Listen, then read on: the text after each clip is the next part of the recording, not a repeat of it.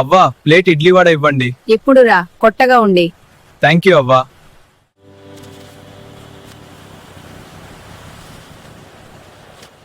అవ్వా ఇడ్లీ సాఫ్ట్ గా చాలా బాగుంది. అవునా నాయనా?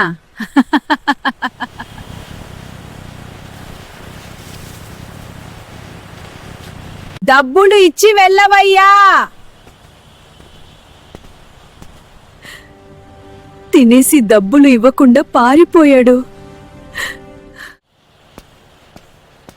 ఎందుకు అవ్వా ఏడుస్తున్నావు? ఏమీ లేదు బాబు, నేను ఎంత కష్టపడినా కూడా ఫలితం లేకుండా పోతుంది. జనాలు వచ్చి తినేసి డబ్బులు ఇవ్వకుండా పారిపోతున్నారు. ఇలా అయితే నాకు బ్రతకడిని కూడా కష్టమైపోతుంది సంపాదన లేక. కూర్చో అవ్వా, నీకు ఇవాళ నేను సహాయం చేస్తాను. రండి అన్నా రండి, వేడి వేడి ఇడ్లీ వడ సాంబార్.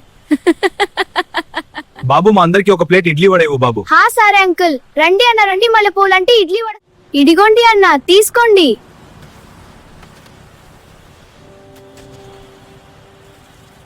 టిఫిన్ చాలా బాగుంది బాబు, ఇంట్లో తినట్టే ఉండి.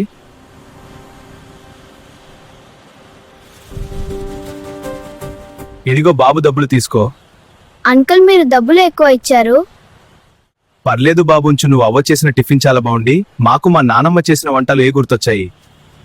ఇదిగో అవ్వ ఇవాల్టి సంపాదన 3000. బాబు నీలాంటి సాయం చేసే వాళ్ళుంటే మాలాంటి వాళ్ళకి ఎలాంటి కష్టం రాడు బాబు.